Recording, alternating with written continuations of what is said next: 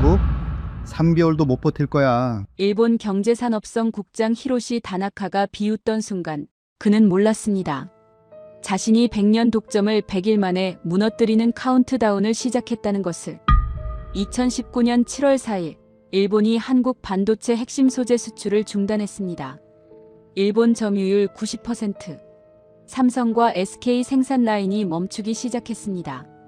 하지만 한국은 90일 동안 침묵했습니다. 그리고 폭탄이 터졌습니다. 불화수소 국산화 성공, 포토레지스트 국산화 성공. 3년 후 일본 점유율 90%는 10%로 추락했습니다. 일본 소재 기업 CEO가 절규했습니다. 불가능해.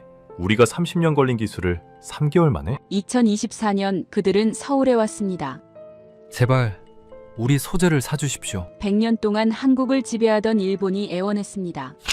시청하기 전 구독과 좋아요, 댓글에 대한민국 최고라고 응원해주세요. 한국 우리 없이 뭐 하시게요? 일본 경제산업성 국장 히로시 다나카가 비웃었습니다. 2019년 7월 3일 오후 3시 저는 도쿄 한복판에서 굴욕당하고 있었습니다. 15년 동안 일본 눈치 보며 산 게 이렇게 끝나는구나. 저는 삼성전자 소재 구매팀 과장입니다. 42세였어요. 15년 동안 반도체 소재를 구매했습니다. 불화수소, 포토레지스트, 플루오린 폴리이미드. 이것들 없이는 반도체를 만들 수 없었어요. 특히 불화수소는 전 세계에서 일본만이 99.9999%라는 초고순도 제품을 생산할 수 있었습니다. 오늘은 스텔라 케미파와의 연간 계약 연장 미팅이었습니다. 매년 하는 정례 행사였어요. 보통 30분이면 끝나는 자리였죠. 15년 동안 단 한 번도 문제가 없었습니다. 하지만 오늘은 달랐습니다. 스텔라 부장이 들어왔을 때부터 심상치 않았어요. 평소 같으면 웃으며 악수를 청했을 텐데 오늘은 고개만 까딱하고 제 눈을 마주치지 않았습니다. 그가 자리에 앉기도 전에 문이 다시 열렸습니다. 히로시 다나카였습니다. 60대 초반의 일본 경제산업성 베테랑 관료였어요. 검은 양복에 금태 안경을 쓴 그의 얼굴은 무표정했습니다. 저는 인사를 하려고 일어섰지만 그는 손을 들어 저를 제지했어요. 앉으라는 명령조였습니다. 다나카는 가방에서 서류를 꺼내 제 앞에 던지듯 놓았습니다. A4 용지였어요. 저는 손을 떨며 집어들었습니다. 첫 줄을 읽는 순간 숨이 막혔어요. 대한민국에 대한 반도체 핵심 소재 수출 규제 발표. 다나카가 설명했습니다. 내일 7월 4일부터 일본 정부는 한국에 대한 불화수소, 포토레지스트, 플루오린 폴리이미드 수출을 사실상 중단한다는 겁니다. 모든 수출은 개별 허가제로 전환되며 허가 심사에는 최소 90일이 소요된다고 했어요. 저는 숨을 크게 들이마셨습니다. 90일? 우리 재고가 정확히 90일밖에 안 남았는데요. 그건 한국 문제라고 다나카는 차갑게 말했습니다. 저는 물었어요. 우리가 무슨 잘못을 했냐고, 15년 동안 성실하게 거래했지 않냐고요. 다나카는 안경을 고쳤으며 대답했습니다. 이건 비즈니스 문제가 아니라 안보 문제라고요. 한국은 수출 통제가 허술해서 일본 첨단 소재가 북한이나 중국으로 흘러갈 위험이 있다는 겁니다. 거짓말이었습니다. 이건 징용배상 판결에 대한 보복이었어요. 하지만 일본 정부는 안보를 핑계 삼아 정치적 보복을 경제 제재로 포장했습니다. 저는 마지막으로 물었습니다. 그럼 우리는 어떻게 하라는 거냐고요. 삼성이 멈추면 3만 명이 일자리를 잃는다고요. 다나카는 그때 처음으로 저와 눈을 마주쳤습니다. 그리고 입꼬리를 살짝 올렸어요. 한국, 우리 없이 뭐 하시게요? 제 주먹이 저절로 쥐어졌습니다. 일어나서 저 자식 멱살을 잡고 싶었어요. 하지만 참았습니다. 여기는 일본이었고 저는 을이었습니다. 다나카는 계속 말했습니다. 3개월이면 한국은 무릎 꿇을 거라고요. 그때 한국 정부가 일본에 사과하고 징용배상 판결을 취소하면 그때 일본이 고려해 볼 거라고요. 고려만요, 보장은 못한다는 말투였습니다. 마지막으로 자리에서 일어서며 한마디 더 던졌어요. 참고로 한국이 자체 개발을 시도해도 소용없을 거라고요. 불화수소 99.9999% 순도는 일본이 30년 걸렸다고 했습니다. 한국은 100년 걸려도 못 만들 거라고요. 회의실 문이 닫혔습니다. 저는 혼자 남았어요. 스텔라 부장조차 다나카를 따라 나갔습니다. 택시를 타고 호텔로 향했습니다. 차 안에서 휴대폰을 꺼냈지만 손가락이 떨려서 번호를 누를 수가 없었어요. 어떻게 보고하죠? 일본이 수출을 중단했다고. 3개월 후면 공장이 멈춘다고. 호텔은 시나가와역 근처의 작은 비즈니스 호텔이었습니다. 침대에 앉자 현실감이 왔어요. 끝났다. 이번 계약이 제 손에 달려 있었습니다. 실패하면 해고될 수도 있었어요. 그런데 제 아내는 지금 서울 대병원에 입원해 있었습니다. 유방암 3기. 6개월 전 진단받았어요. 수술 후 항암 치료 중이었습니다. 한 달에 치료비가 300만 원. 보험 적용이 안 되는 신약이었어요. 제 월급만으로는 부족했습니다. 성과급이 절실했어요. 그리고 아들 준호. 고등학교 3학년. 올해 대학 입시였습니다. 서울대가 꿈이었어요. 등록금과 생활비로 4년에 5천만 원이 필요했습니다. 제가 직장을 잃으면 아들은 대학을 포기해야 할지도 몰랐어요. 휴대폰이 울렸습니다. 아내였어요. 저는 한참을 망설이다가 받았습니다. 여보, 회의 잘 끝났어요? 아내의 목소리가 들렸어요. 약했지만 따뜻했습니다. 저는 대답하지 못했습니다. 목이 메었거든요. 여보, 괜찮아요? 응, 괜찮아. 저는 겨우 대답했습니다. 피곤해서 그래. 목소리가 이상한데 무슨 일 있어요? 아니야, 회의가 좀 길었어. 거짓말이었습니다. 하지만 말할 수 없었어요. 암 투병 중인 아내에게 우리 가족의 미래가 불확실하다고 어떻게 말합니까? 오늘 항암 받았어요. 많이 힘들지는 않았어요. 그래, 다행이다. 근데 여보, 다음 달 치료비는 괜찮을까요? 괜찮아. 저는 단호하게 말했습니다. 걱정하지 마. 내가 다 해결할게. 또 거짓말이었습니다.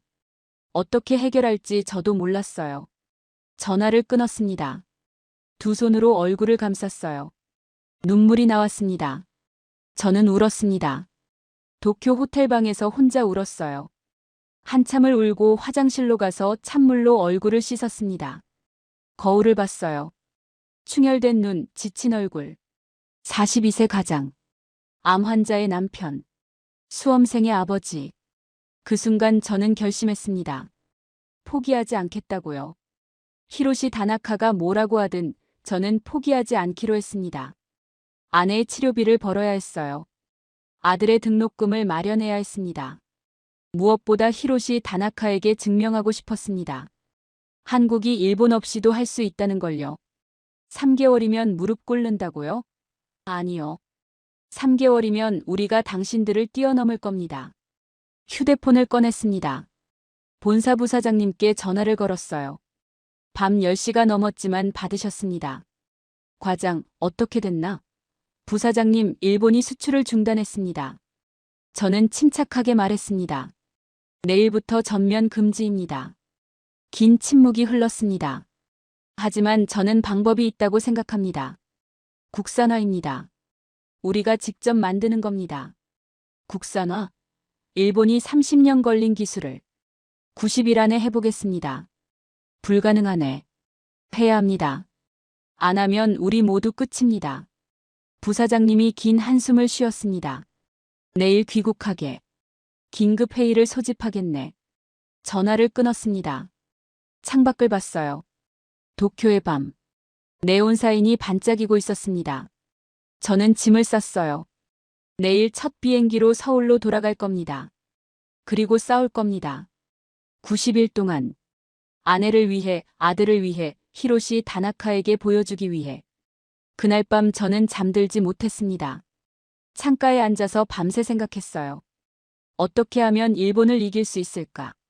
답은 없었습니다. 하지만 포기도 없었어요. 새벽 5시 해가 떠올랐습니다. 저는 가방을 들고 호텔을 나섰습니다. 히로시 다나카의 비웃음이 귓가에 맴돌았습니다. 한국, 우리 없이 뭐 하시게요? 보여드리죠. 우리가 뭘 할 수 있는지. 2019년 7월 5일 금요일 오전 10시, 삼성전자 본관 대회의실. 50명이 모였습니다. 제가 15년 동안 본 삼성 최고의 인재들이었어요. 반도체 공정 전문가, 화학 박사, 기계 엔지니어. 각자의 분야에서 최소 10년 이상 경력을 가진 사람들이었습니다. 하지만 오늘 그들의 얼굴에는 불안만 가득했어요. 누구도 성공을 확신하지 못했습니다. 사장님이 단상에 올라섰습니다. 회의실이 조용해졌어요. 일본이 소재 수출을 중단했다는 사실을 모두 알고 있었습니다. 90일 후면 공장이 멈춘다는 것도요. 사장님이 목표를 발표했습니다.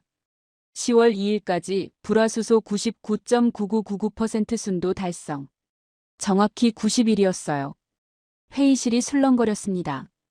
불가능하다는 속삭임이 여기저기서 들렸어요.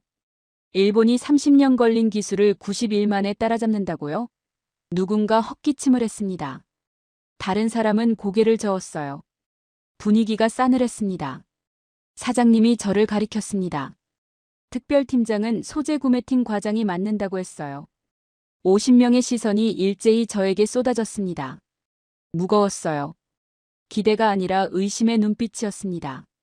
과장이 뭘 안다고? 연구원도 아닌 구매 담당자가. 저는 그 시선들을 견뎌야 했습니다.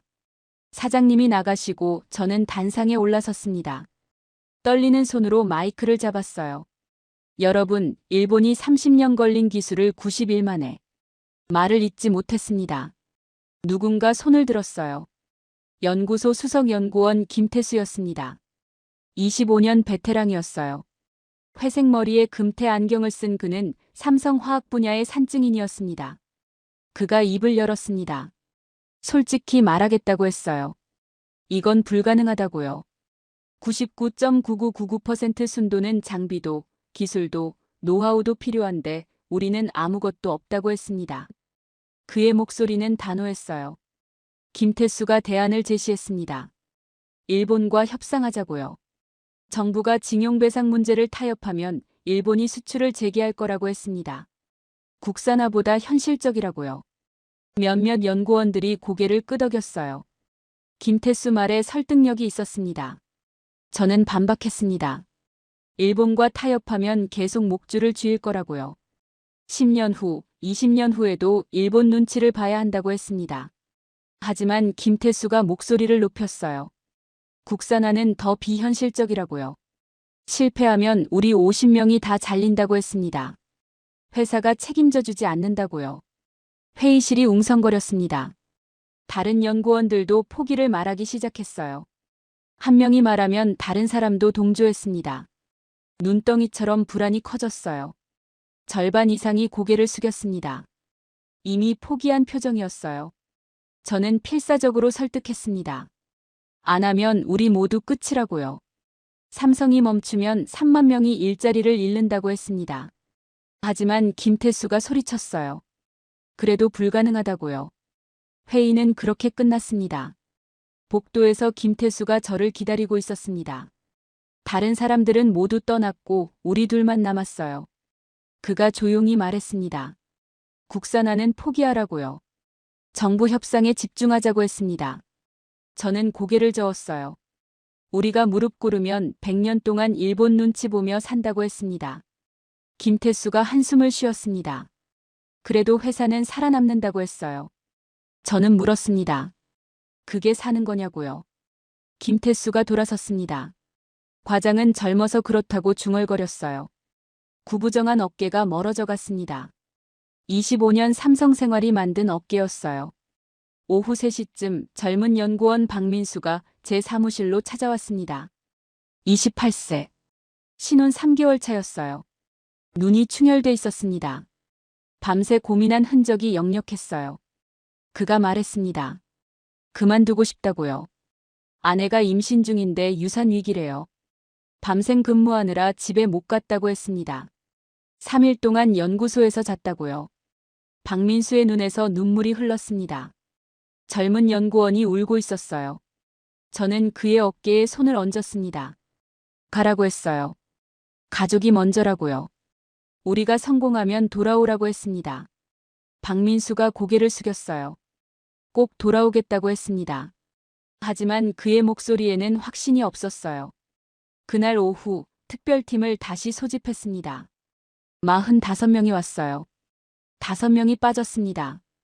박민수 외에도 4명이 더 떠났어요. 가족 문제, 건강 문제, 개인 사정. 이유는 달랐지만 본질은 같았습니다. 불가능한 프로젝트에서 도망치는 거였어요. 저는 남은 45명 앞에 섰습니다. 솔직하게 말했어요. 박민수가 팀을 떠났다고요. 제가 그를 보냈다고 했습니다. 가족이 먼저니까요. 이 프로젝트는 강제가 아니라고 했어요. 힘들면 떠나도 된다고요. 하지만 남는 분들께는 약속한다고 했습니다. 제가 끝까지 책임지겠다고요. 그리고 제 이야기를 했습니다. 제 아내가 암투병 중이라고요. 제 아들이 대학 입시라고 했습니다. 제가 실패하면 제 가족도 끝난다고요. 하지만 저는 포기하지 않을 거라고 했습니다. 회의실이 숨을 죽였어요. 아무도 말하지 않았습니다. 한 연구원이 조심스럽게 물었습니다. 정말 할 수 있냐고요? 저는 솔직하게 대답했습니다. 모르겠다고요. 하지만 안 해보고 포기할 순 없다고 했습니다. 침묵이 흘렀어요. 긴 침묵이었습니다. 회의가 끝나고 사람들이 하나씩 나갔습니다. 30명이 남았어요. 50명 중 30명. 40%가 떠났습니다. 김태수도 떠났어요. 25년 베테랑이 포기했습니다. 하지만 30명은 남았습니다. 그들이 저를 믿어준 겁니다. 그날 밤 사무실에서 이메일을 확인하고 있었습니다. 밤 11시가 넘었어요. 연구소 건물에 불이 하나씩 꺼져갔습니다. 모두 집으로 돌아갔어요. 저만 남아 있었습니다. 이상한 메일이 하나 왔습니다. 발신자가 없었어요. 제목도 없었습니다. 첨부 파일만 하나 달려 있었어요. 수상했습니다. 보통 이런 메일은 바이러스였거든요. 하지만 뭔가 이끌렸습니다. 클릭했어요. PDF 파일이 열렸습니다. 일본어로 쓰여 있었어요. 한자가 빼곡했습니다. 번역기를 돌렸습니다. 첫 줄을 읽는 순간 등골이 서늘해졌어요. 우리 특별팀의 내부 자료였습니다. 오늘 회의 내용이 그대로 적혀 있었어요. 팀 구성, 연구 계획, 심지어 제가 한 말까지. 모든 게 일본어로 번역돼 있었습니다. 누군가 오늘 회의 내용을 일본에 넘긴 겁니다. 손이 떨렸습니다. 누군가 우리를 배신하고 있었어요. 특별팀 안에 스파이가 있었습니다. PDF 파일 속성을 확인했습니다. 마우스를 움직여서 문서 정보를 클릭했어요. 생성자 이름이 떴습니다. 김TS. 김태수였어요. 주먹을 쥐었습니다. 25년 베테랑이 배신자였어요. 팀을 떠난 후에도 정보를 일본에 넘기고 있었습니다. 얼마를 받았을까요? 얼마면 25년 동료를 배신할 수 있을까요? 휴대폰을 집어들었습니다. 보안팀에 전화해야 했어요. 신고해야 했습니다. 하지만 손가락이 번호를 누르지 못했어요. 멈췄습니다. 신고하면 어떻게 될까요? 팀원들 간에 의심이 생길 겁니다. 누가 스파이인지 서로 의심하게 될 거예요. 분열이 일어납니다. 30명마저 흩어질 수 있었어요. 저는 전화를 내려놓았습니다. 김태수는 이미 팀을 떠났어요. 더 이상 내부 정보에 접근할 수 없습니다. 지금 신고하는 것보다 조용히 넘어가는 게 나았어요. 그날 밤 저는 잠들지 못했습니다. 사무실 의자에 앉아서 30명의 얼굴을 떠올렸어요. 누구를 믿어야 할까요? 30명 중에 또 다른 스파이가 있을까요? 의심이 꼬리를 물었습니다. 창밖을 봤습니다. 새벽 3시였어요. 서울 야경이 희미하게 빛나고 있었습니다. 저 많은 불빛 아래 가족들이 잠들어 있을 겁니다. 제 아내도 아들도요. 하지만 저는 여기 있었어요. 배신자와 싸우기 위해서요. 일본과의 싸움도 모자라서 이제 내부의 적과도 싸워야 했습니다. 87일이 남았어요. 아니, 김태수가 떠난 날부터 계산하면 85일이었습니다. 시간은 흘러가고 있었어요. 2019년 8월 15일 목요일 30일이 지났습니다. 수원 반도체 연구소 3층. 김 박사가 다가왔습니다. 팀장님, 결과가 나왔습니다. 얼마나요? 99.99%입니다. 30일 동안 수백 번 시도했는데 더 안 올라가요. 99.99%. 목표는 99.9999%. 0.0099% 차이였지만 엄청난 차이였어요. 장비 문제입니까? 그런 것 같습니다. 일본 초정밀 장비가 필요한데 설계도도 없거든요. 일본 장비는 못 삽니다. 다른 방법을 찾아야 해요. 팀장님. 김 박사의 목소리가 떨렸습니다. 30일 동안 수백 번 시도했어요. 이제 정말 한계인 것 같아요. 그날 오후 한 연구원이 과로로 쓰러졌습니다. 119가 와서 병원으로 실어갔어요. 저는 팀원들을 소집했습니다. 여러분, 오늘부터 3교대로 전환합니다. 8시간 일하고 8시간 쉬세요. 그날 밤 8시 휴대폰이 울렸습니다. 아들 준호였어요. 아빠. 목소리가 떨렸습니다. 왜? 엄마가 쓰러졌어. 119 불렀어. 빨리 와. 심장이 멎는 것 같았습니다. 지금 어디야? 집이야. 저는 자리에서 벌떡 일어났습니다.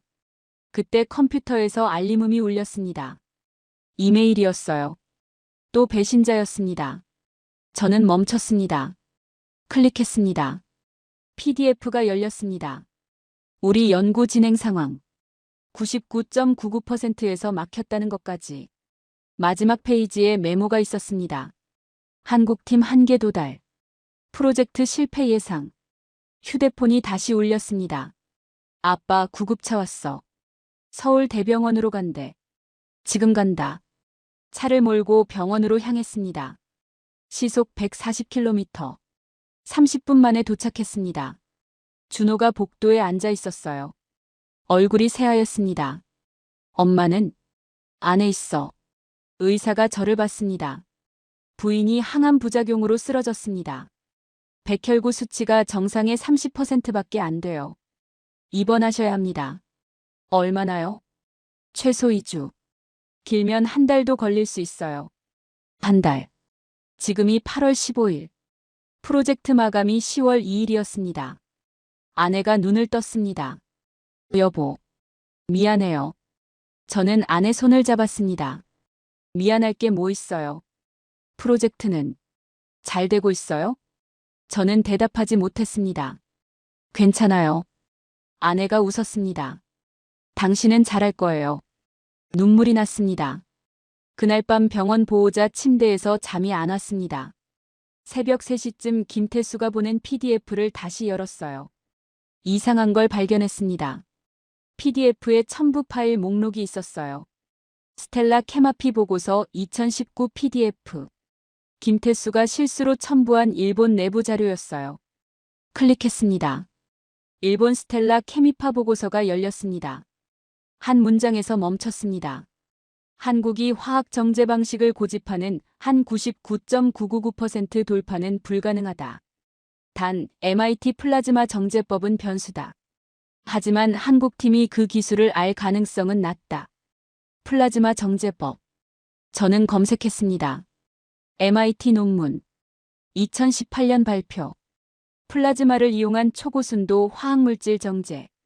다운로드에서 읽었습니다. 기존 화학 정제와 완전히 다른 방식. 플라즈마로 생성한 전기장으로 불순물 분리. 이론적으로 99.99999%까지 가능. 하지만 아직 실험 단계였어요. 창밖을 봤어요. 동이 트고 있었습니다. 김태수가 배신했지만 그 배신 속에 답이 있었어요. 아내가 깨어났습니다. 여보, 안 주무세요? 괜찮아요. 방법을 찾았어요. 정말요? 응. 저기 준 선물이에요. 그날 오전 연구소로 돌아왔습니다. 팀원들을 소집했어요. 여러분, 전략을 바꿉니다. 화학 정제는 포기합니다. 플라즈마 정제로 전환합니다. 플라즈마요? 김 박사가 놀랐습니다. 그건 아직 실험 단계잖아요. 60일밖에 안 남았으니까 실험 단계를 써야 합니다. MIT 논문입니다. 이론적으로 99.99999% 가능합니다. 해봅시다. 어차피 화학 정제로는 질 게 뻔해요. 그날부터 우리는 방향을 180도 바꿨습니다. 화학 정제 장비를 치우고 플라즈마 발생 장치를 새로 설계했어요. 2주, 3주, 4주가 지났습니다. 9월이 됐습니다. 9월 20일 첫 번째 결과가 나왔습니다. 99.9998%. 거의 다 왔어요. 김 박사가 소리쳤습니다. 마지막 2주. 플라즈마 전기장 세기를 0.01V씩, 온도를 0.01도씩 조절하며 수백 번 실험했습니다. 9월 28일 밤 11시 47분. 김 박사가 측정 장비 앞에서 얼어붙었습니다. 손이 떨리고 있었어요. 천천히 고개를 돌려 저를 봤습니다. 팀장님, 해냈습니다. 99.99999%. 실험실이 폭발했습니다. 연구원들이 환호했어요. 서로 껴안고 울고 웃었습니다. 저는 주저앉았습니다. 87일. 우리가 해냈습니다. 아내에게 전화를 걸었어요. 여보, 됐어. 성공했어. 아내가 울었습니다. 당신, 정말 대단해요. 아니야. 우리가 대단한 거야. 그날 밤 병원으로 달려갔습니다. 아내 병실 문을 열었어요. 아내가 웃고 있었습니다. 저는 아내를 껴안았습니다. 그리고 울었어요. 우리가 해냈어. 일본 없이도. 87일. 불가능을 가능으로 만든 87일이었습니다. 2019년 10월 2일 수요일 오전 9시 삼성전자 본사 프레스룸. 저는 단상에 올라섰습니다. 300명의 기자들이 저를 봤어요. 손에 땀이 났습니다. 여러분, 오늘 삼성전자는 역사적인 발표를 하게 됐습니다. 제가 천천히 말했습니다. 삼성전자는 87일 만에 불화수소 국산화에 성공했습니다. 순도 99.99999%. 일본 제품과 완전히 동등한 수준입니다. 프레스룸이 폭발했습니다. 기자들이 일제히 일어났어요. 카메라 플래시가 폭풍처럼 터졌습니다. 환호성이 들렸어요. 순식간에 300명 전체가 박수를 쳤습니다. 회견이 끝나고 백스테이지로 나왔습니다. 박민수가 물을 건넸어요. 팀원들이 박수를 쳤습니다. 그때 부사장님이 복도 끝에서 저를 불렀어요. 표정이 심각했습니다. 과장, 사장실로 오게. 지금 당장. 사장실 문을 열었습니다. 사장님과 재무 담당 부사장이 앉아 계셨어요. 책상 위에 서류가 놓여 있었습니다. 앉게. 사장님이 서류를 제 앞으로 밀었습니다. 원가 분석 보고서였어요. 펼쳤습니다. 숫자가 눈에 들어왔습니다. 일본산 불화수소 리터당 10만 원. 국산 불화수소 리터당 32만 원. 심장이 내려앉았습니다. 3배가 넘었어요. 재무 담당 부사장이 차갑게 물었습니다. 과장, 우리가 3배 비싼 소재를 쓰라는 건가? 플라즈마 장비가 비쌉니다. 제가 대답했습니다. 규모의 경제가 필요해요. 시간을 주시면. 시간. 재무 담당 부사장이 코웃음을 쳤습니다. 얼마나 필요한가? 1년? 2년? 그동안 우리가 연간 220억 원 손해를 감수하라는 건가? 사장님이 한참 침묵하다가 말했습니다. 과장, 2주 주겠네. 원가를 리터당 20만 원 이내로 낮추게. 안 되면 다시 일본산을 쓸 수밖에 없어. 사무실로 돌아와서 원가 분석을 뜯어봤습니다. 플라즈마 발생기가 5억 원이었어요. 독일제였습니다. 이걸 국산으로 바꿀 수 있다면. 그날 밤 국내 플라즈마 장비 회사를 검색했습니다. 10군데가 나왔어요. 다음 날 아침부터 전화를 걸었습니다. 첫 번째 회사. 죄송합니다. 기술이 없어요. 두 번째. 2주는 불가능합니다. 세 번째, 네 번째, 다섯 번째. 모두 거절했습니다. 10번째까지 모두 안 된다고 했습니다. 마지막 한 군데가 남았어요. 부산의 작은 회사였습니다. 직원 15명. 기대 없이 전화를 걸었습니다. 삼성전자 김민중 과장입니다. 플라즈마 정제 장비 개발 가능하신지. 저희 할 수 있습니다. 대표의 목소리가 떨렸습니다. 10년 동안 플라즈마만 연구했어요. 기회만 주시면 꼭 해보겠습니다.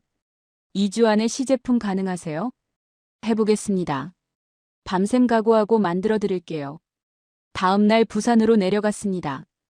공장은 작았어요. 낡은 건물에 오래된 장비들. 하지만 직원들의 눈빛이 달랐습니다. 간절했어요. 도와주십시오. 제가 말했습니다. 한국 반도체가 달렸습니다. 대표가 고개를 끄덕였습니다. 최선을 다하겠습니다. 10일이 지났습니다. 부산에서 연락이 왔어요. 시제품 완성했다고요. 서울로 가져왔습니다. 연구소에 설치했어요. 30명이 지켜봤습니다. 실험을 시작했습니다. 6시간 후 결과가 나왔어요. 99.99998%. 목표는 99.99999%. 0.00001% 부족했습니다.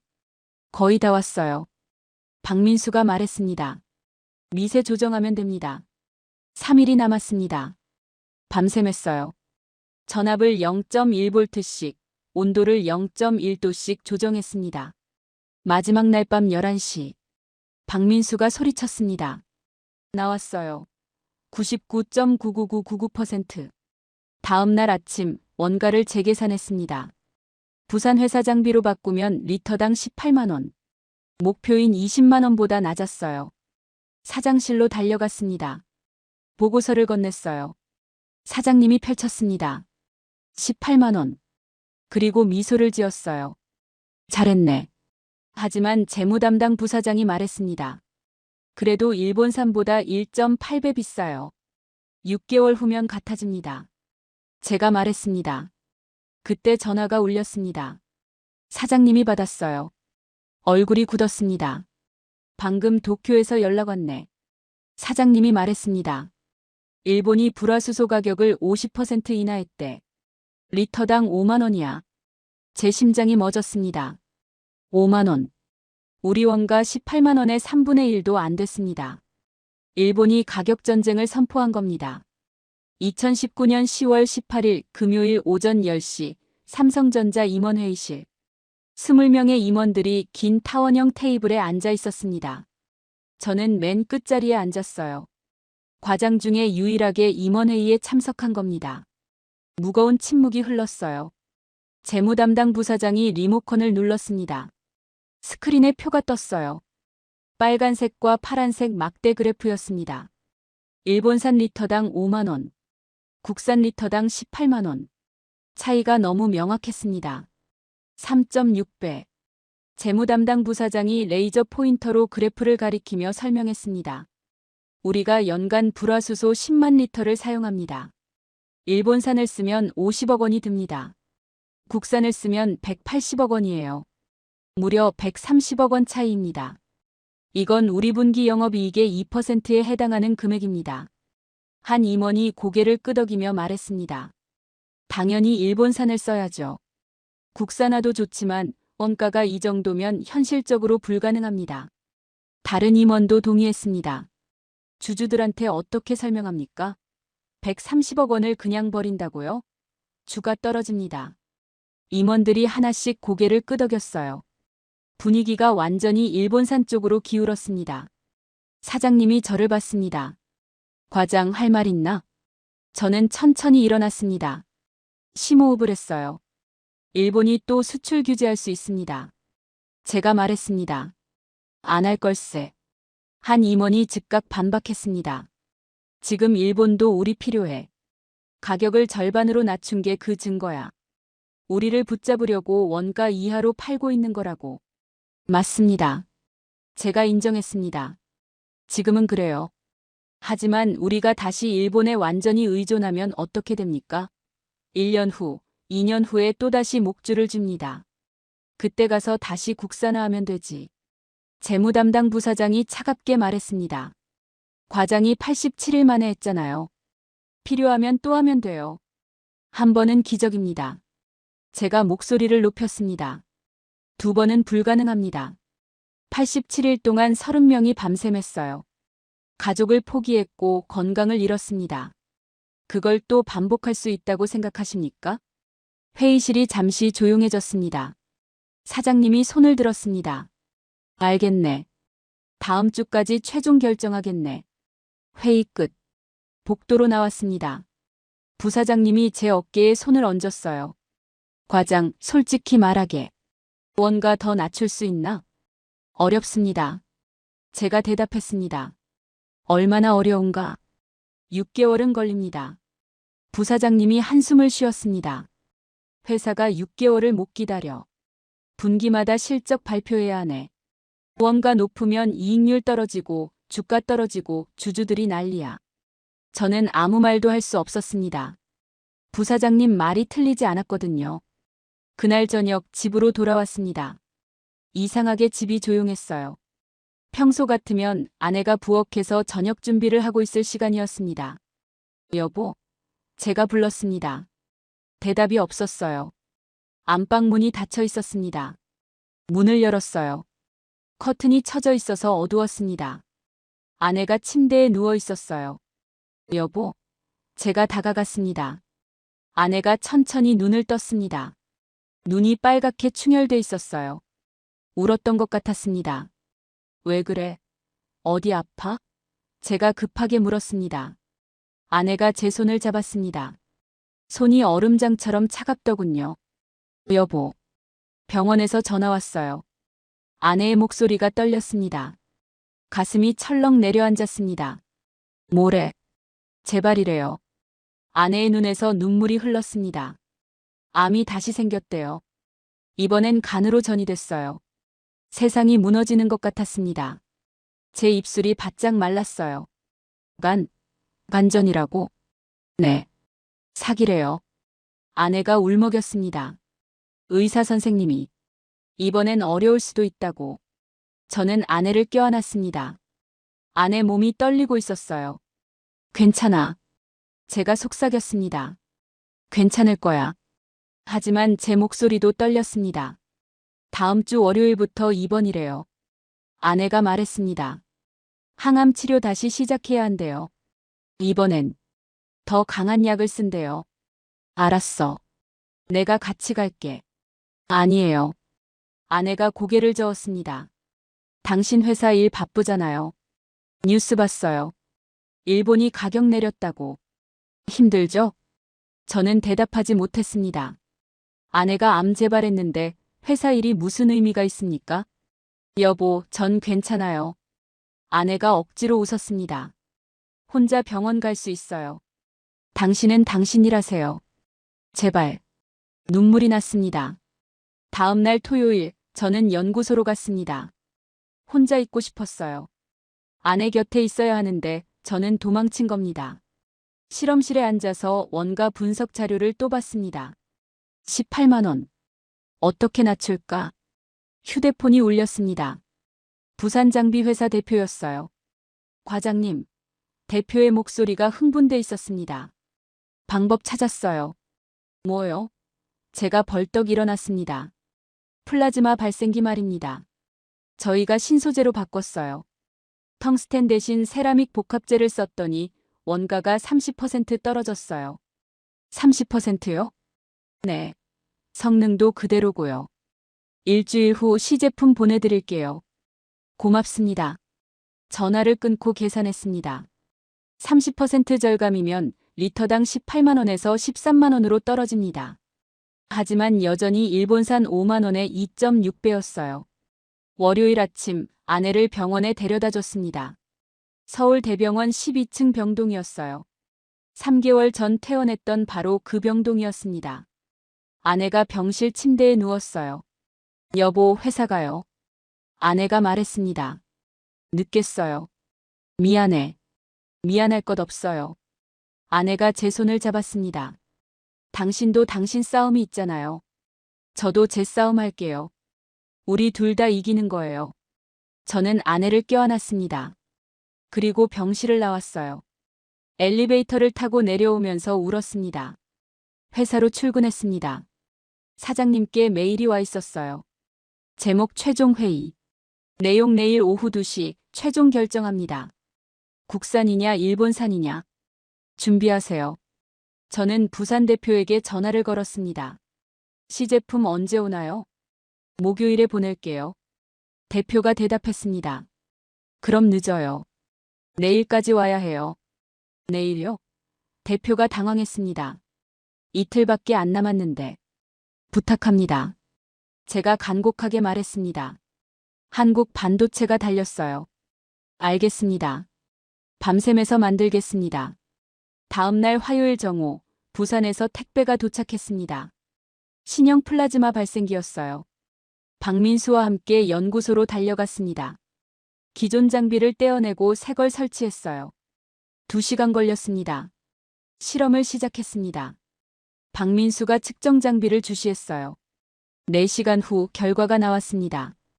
99.99999% 성공이었어요. 원가를 재계산했습니다. 13만 원. 부산 대표 말이 맞았습니다. 오후 2시 임원회의실로 갔습니다. 20명의 임원들이 앉아 있었어요. 사장님이 말했습니다. 오늘 최종 결정하겠네. 국산이냐 일본산이냐. 재무담당 부사장이 일어났습니다. 저는 일본산을 제안합니다. 원가 차이가 명확합니다. 임원들이 고개를 끄덕였습니다.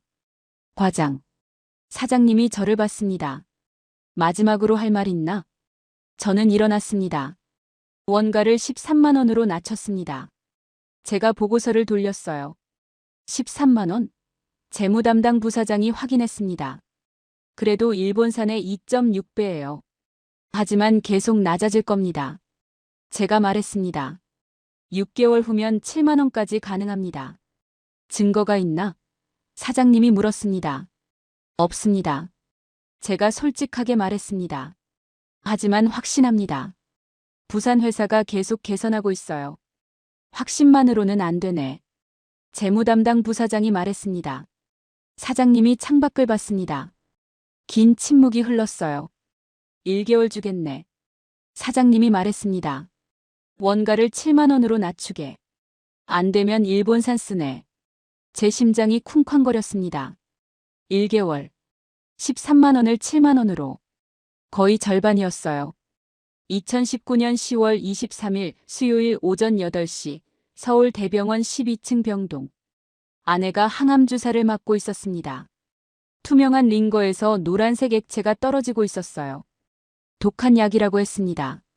아내의 얼굴이 창백했어요. 입술이 파랗게 질려 있었습니다. 여보, 회사 가요. 아내가 힘없이 말했습니다. 오늘 중요한 회의 있다고 했잖아요. 조금만 더 있을게. 안 돼요. 아내가 고개를 저었습니다. 당신 1개월밖에 안 남았. 저 때문에 시간 낭비하지 마세요. 당신이 더 중요해. 거짓말. 아내가 약하게 웃었습니다. 당신 눈빛 보면 알아요.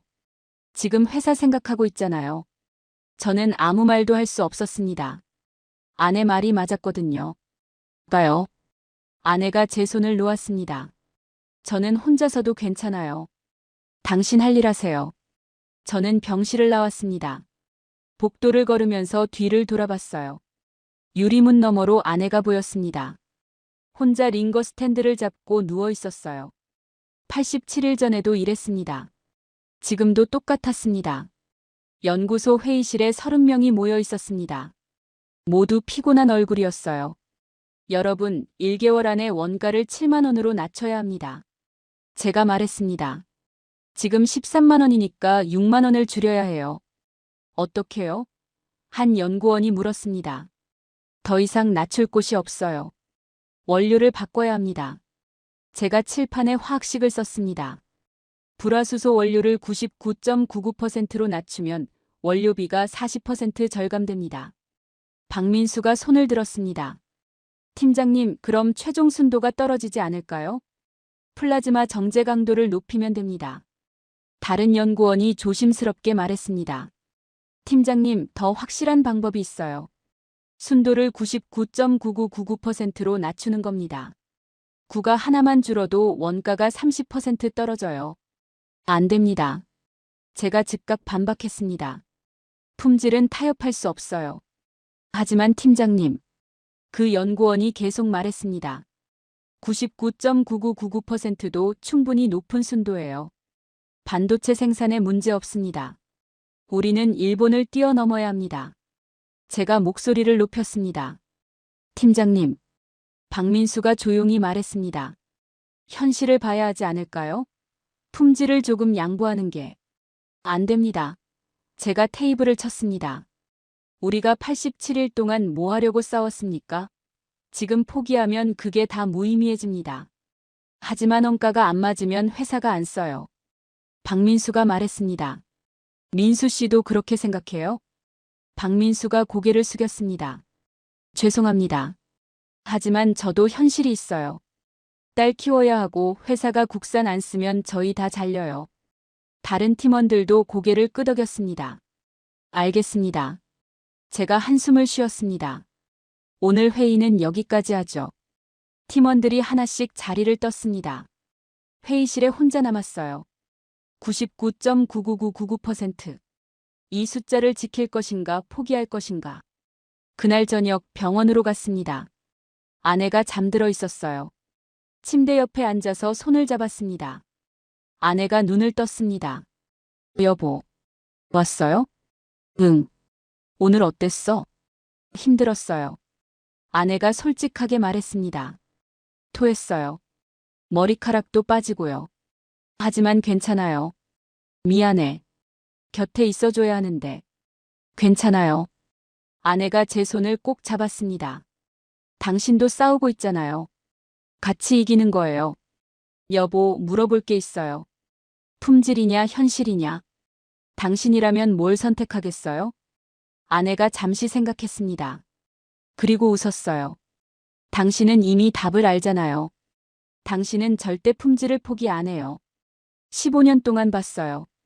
그게 당신이에요. 하지만 현실도 중요해요. 아내가 말했습니다.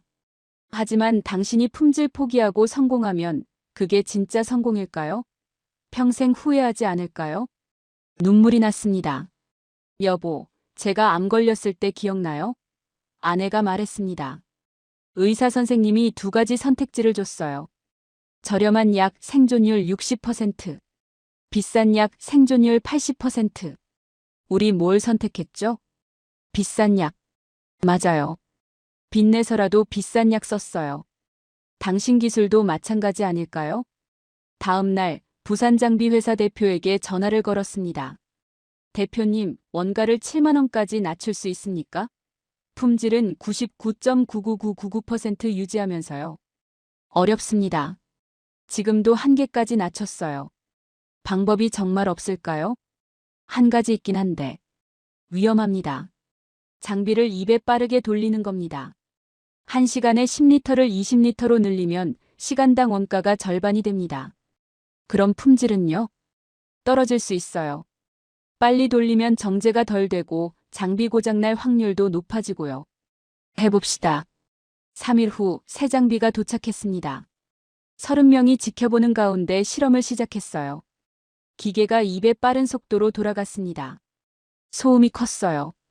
진동도 심했습니다. 4시간 후 박민수가 결과를 확인했습니다. 99.999998%. 목표보다 0.00001% 낮아요. 다시 해봅시다. 2차 실험. 99.999997%.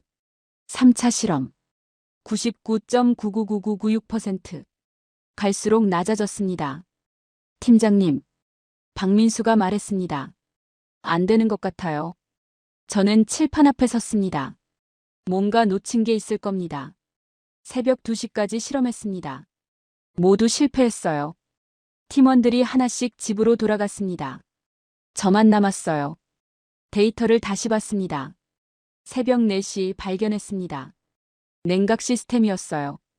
속도를 높이면 온도가 올라갑니다.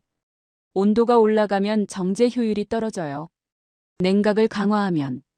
부산 대표에게 전화를 걸었습니다. 새벽인데도 받았어요. 대표님, 냉각 시스템 업그레이드 가능합니까? 해보겠습니다. 이틀 후 개조된 장비가 왔습니다. 냉각팬이 2배로 늘어나 있었어요. 실험을 시작했습니다. 30명이 숨을 죽이고 지켜봤어요. 6시간 후 박민수가 소리쳤습니다. 나왔어요. 99.99999%. 실험실이 환호성으로 가득 찼습니다. 원가를 계산했습니다. 생산 속도가 2배니까 리터당 65,000원. 목표인 7만 원보다 낮았습니다. 품질도 지키고 원가도 맞췄습니다. 다음 날 사장실로 갔습니다. 보고서를 건넸어요. 사장님이 펼쳤습니다. 6만 5천 원. 그리고 미소를 지었어요.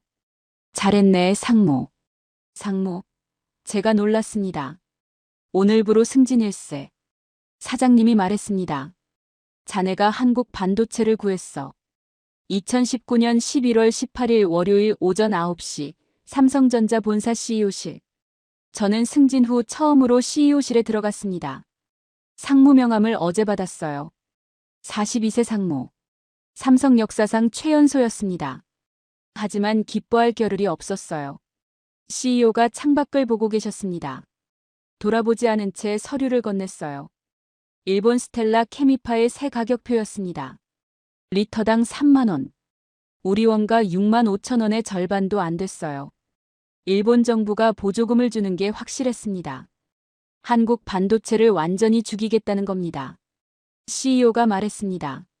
재무팀 계산으로는 국산을 쓰면 반기에 65억 원 손해라고 했어요. 1년이면 130억 원이었습니다. 상장 기업인 삼성이 주주들에게 설명할 수 없는 금액이었어요. 일주일을 주겠다고 했습니다. 원가를 3만 원으로 낮추거나 아니면 다른 방법을 찾으라고요. 사무실로 돌아와서 계산했습니다. 6만 5천 원을 3만 원으로. 절반 이상을 낮춰야 했어요. 일주일 안에요. 손가락으로 계산기를 두드렸지만 답이 나오지 않았습니다. 불가능했어요. 그날 오후 이메일이 하나 왔습니다. 발신자를 보는 순간 심장이 멎었어요. TSMC. 대만 반도체 제조회사였습니다. 세계 최대 파운드리 기업이자 삼성의 최대 경쟁사였어요. CEO 마크 리우가 보낸 메일이었습니다. 내용은 간단했어요.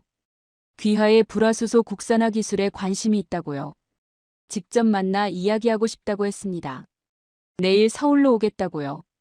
다음 날 오후 2시 신라 호텔 로비에서 마크 리우를 만났습니다. 60대 초반의 그는 유창한 한국어를 구사했어요. 커피숍 구석자리에 앉아서 그가 태블릿을 꺼냈습니다. 화면에는 우리 플라즈마 정제 기술 분석 자료가 가득했어요. 87일 만에 일본을 따라잡은 기술. 대만이 5년 동안 시도했지만 실패한 그 기술이었습니다. 마크 리우가 숫자를 보여줬습니다. 10억 달러. 1조 2천억 원이었어요. 기술 이전 대가였습니다. 저와 팀원 30명 전체를 대만으로 데려가겠다고 했어요. 연봉은 지금의 3배. 주택도 제공하고 가족도 함께 모시겠다고 했습니다. 제 입이 바짝 말랐어요. 10억 달러면 아내 치료비가 해결됩니다. 평생 걱정 없었어요. 아들 대학 등록금도 제 노후도 모든 게 해결됐습니다. 마크 리우는 모든 걸 알고 있었습니다. 일본이 가격을 3만 원으로 낮춘 것도 삼성이 견딜 수 없다는 것도요. 한국이 포기하기 전에 기술을 가져가겠다는 거였습니다. 3일의 시간을 줬어요. 명함을 건네고 일어섰습니다. 호텔을 나와서 차를 몰고 병원으로 갔습니다. 아내를 만나야 했어요. 12층 병동에 들어섰습니다. 아내가 침대에 누워 있었어요. 머리카락이 거의 다 빠져서 모자를 쓰고 있었습니다. 항암 치료 3주차였어요. 얼굴이 많이 수척해져 있었습니다. 아내에게 대만 회사 제안을 이야기했습니다. 10억 달러, 대만 이주 모든 것을요. 아내는 한참 동안 침묵했어요. 창밖을 보고 있었습니다. 그리고 조용히 물었습니다. 당신은 어떻게 하고 싶냐고요? 저는 솔직하게 말했습니다. 모르겠다고요. 돈은 정말 필요하지만 한국 기술을 파는 거잖냐고요. 87일 동안 30명이 목숨 걸고 만든 걸 대만에 넘기면 한국은 어떻게 되냐고요. 아내가 제 손을 잡았습니다. 차가운 손이었어요. 아내는 단호하게 말했습니다. 자기는 괜찮다고요. 돈 때문에 양심을 팔지 말라고요. 자기가 죽더라도요. 저는 소리를 질렀습니다. 그렇게 말하지 말라고요. 하지만 아내는 눈을 감았습니다. 제가 87일 동안 뭘 위해 싸웠는지 안다고 했어요. 가족도 중요하지만 더 큰 게 있다고요. 3만 명의 동료들, 한국 반도체, 기술 자립. 그게 당신이라고 했습니다. 그날 밤 집으로 돌아왔습니다. 아들 준호가 책상에 앉아 공부하고 있었어요. 수능이 한 달 남았습니다. 준호가 저를 봤어요. 얼굴에 다 써 있다고 했습니다. 대만 회사 제안 이야기를 엄마한테 들었다고요. 얼마냐고 물었습니다. 10억 달러라고 대답했어요. 준호가 휘파람을 불었습니다. 그럼 부자 되는 거 아니냐고요. 왜 고민하냐고 물었습니다. 저는 아들에게 설명했습니다. 87일 동안 왜 싸웠는지요.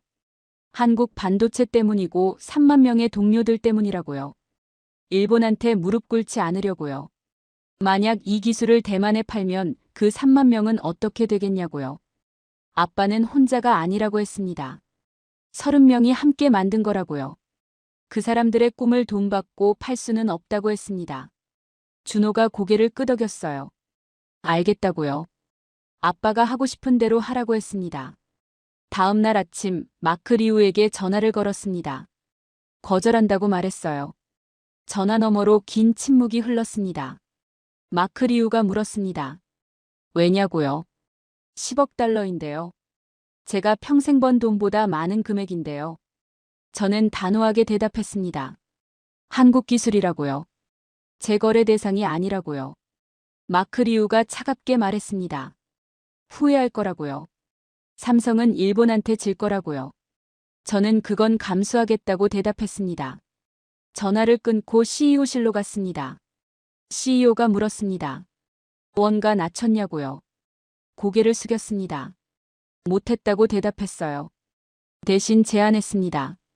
6개월만 손해를 감수해달라고요. 그동안 양산 체계를 완벽하게 잡겠다고요. 6개월 후면 원가가 3만 원 아래로 떨어진다고 했습니다. CEO가 말했습니다. 6개월이면 130억 손해라고요. 하지만 저는 대답했습니다. 그 후로는 영원히 일본 눈치 안 본다고요. CEO가 한참 창밖을 봤습니다. 긴 침묵이 흘렀어요. 그리고 고개를 끄덕였습니다. 좋다고요. 6개월을 주겠다고 했습니다. 하지만 실패하면 제 책임이라고요. CEO실을 나왔습니다. 복도를 걸으면서 깨달았어요. 저는 10억 달러를 거절했습니다. 대신 6개월 130억 원 손해를 선택했어요. 미친 선택이었습니다. 하지만 후회하지 않았습니다. 이게 87일의 의미였으니까요. 2020년 7월 3일 금요일 오전 10시 삼성전자 본사 CEO실. 1년이 지났습니다. 창밖으로 서울 시내가 보였어요. 작년 이맘때 저는 도쿄 호텔에서 혼자 울고 있었습니다. 히로시 다나카의 비웃음을 들으며요.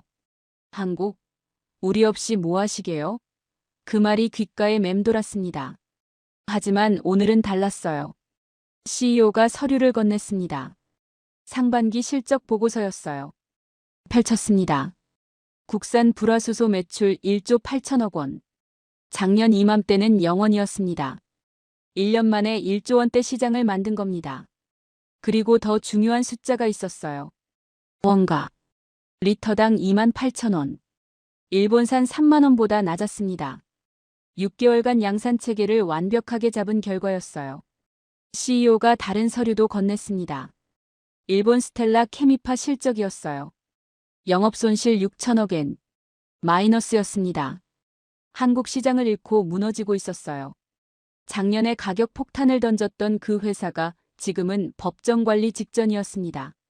일본 정부 보조금으로 버티고 있지만 한계였어요. CEO가 말했습니다. 자네가 한국 반도체를 구했네.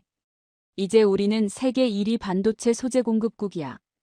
일본 독점 시대가 끝났어요. 새로운 시대가 시작됐습니다. CEO실을 나와서 복도를 걸었습니다. 엘리베이터를 타고 연구소로 내려갔어요. 플라즈마 정제 장치가 10대로 늘어나 있었습니다.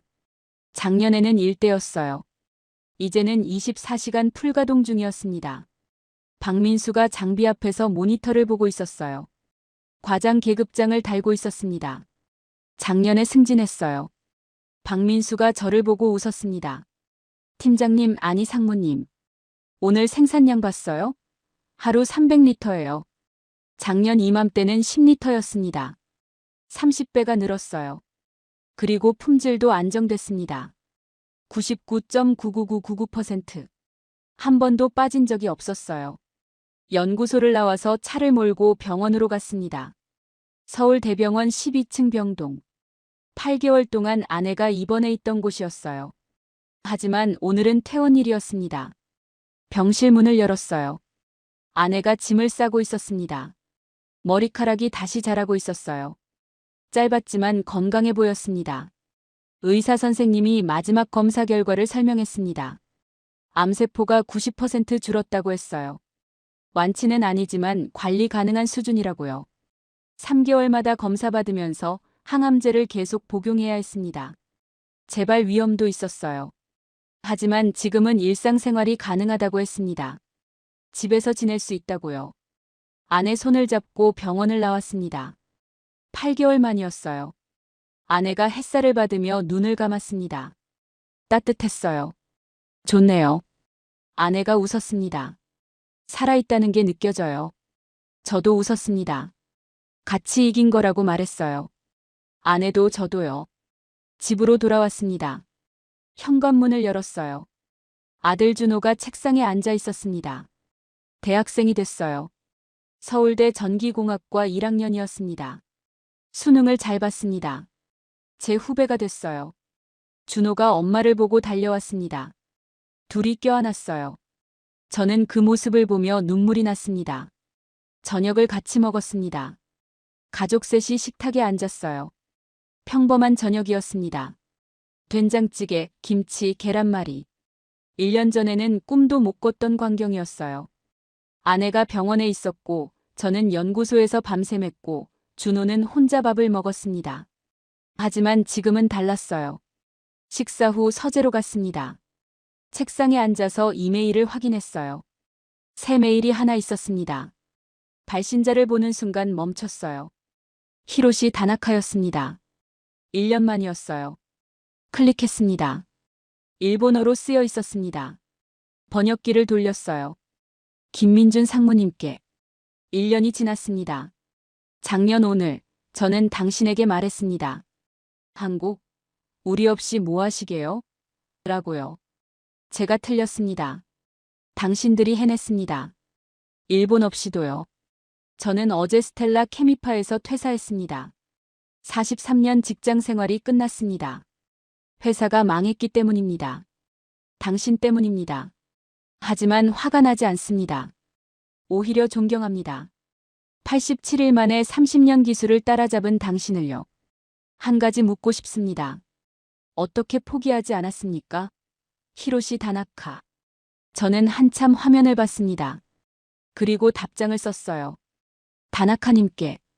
포기하지 않은 이유는 간단합니다. 지킬 것이 있었으니까요. 아내, 아들, 그리고 3만 명의 동료들. 그들을 위해 싸웠습니다. 당신도 그랬을 겁니다. 43년 동안 일본을 위해 싸웠겠죠. 우리는 적이 아니었습니다.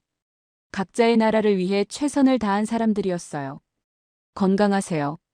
삼성전자 상무 김민준. 전송을 눌렀습니다. 노트북을 닫았어요.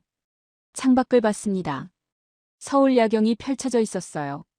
저 많은 불빛 아래 사람들이 살고 있었습니다. 각자의 꿈을 안고요. 다음 날 토요일 부산으로 내려갔습니다. 플라즈마 장비 회사를 방문했어요. 1년 전 직원이 15명이었던 그 회사는 이제 150명으로 늘었습니다. 공장도 3배로 확장됐어요. 삼성 물량 덕분이었습니다. 대표가 저를 맞았습니다. 1년 전 절박했던 그 사람은 이제 자신감 넘치는 중견기업 사장이 됐어요. 대표가 새 장비를 보여줬습니다. 2세대 플라즈마 발생기였어요. 1세대보다 30% 효율이 높았습니다. 원가도 20% 낮췄다고 했어요. 계속 개선하고 있었습니다. 멈추지 않았어요. 이게 한국 중소기업의 저력이었습니다. 기회만 주면 세계 최고가 될 수 있는 사람들이었어요. 서울로 돌아오는 차 안에서 문자를 받았습니다. 박민수였어요. 팀장님, 오늘 99.999999% 나왔어요. 9가 8개요. 심장이 뛰었습니다. 99.999999%. 일본도 못 만든 순도였어요. 우리가 세계 최초였습니다. 87일 전 목표는 99.9999%였습니다. 일본과 같은 수준이었어요. 하지만 이제는 넘어섰습니다. 일본을 뛰어넘은 겁니다. 그날 저녁 집에 도착했습니다. 아내가 부엌에서 요리하고 있었어요. 퇴원 후 일주일 만에 다시 부엌에 섰습니다. 의사가 무리하지 말라고 했지만 아내는 괜찮다고 했어요. 요리하는 게 좋다고요. 살아있다는 느낌이 든다고 했습니다. 저는 아내를 뒤에서 껴안았습니다. 고마워. 저는 속삭였어요. 당신이 없었으면 포기했을 거야. 아내가 웃었습니다. 저도요. 당신이 없었으면 포기했을 거예요. 우리 둘 다 이긴 거예요. 그날 밤 서재에 앉아서 지난 1년을 정리했습니다. 노트에 적었어요. 2019년 7월 3일. 도쿄에서 굴욕. 시작. 2019년 10월 2일. 87일 만에 성공. 하지만 원가 3배. 2019년 11월 18일. 대만 10억 달러 제안. 거절. 2020년 7월 3일. 원가 역전. 일본 추월. 숫자들이었습니다. 하지만 숫자 뒤에 사람들이 있었어요. 30명의 팀원들. 박민수의 복귀. 부산 회사 대표의 밤샘. 아내의 투병.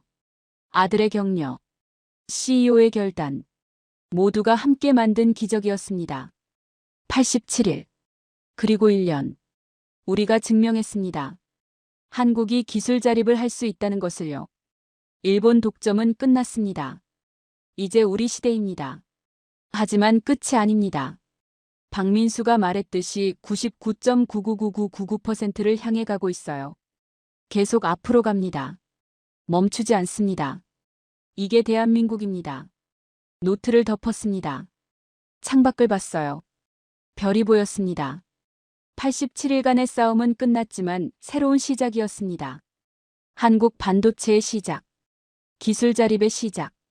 우리 시대의 시작이었습니다. 끝까지 시청해 주셔서 감사합니다.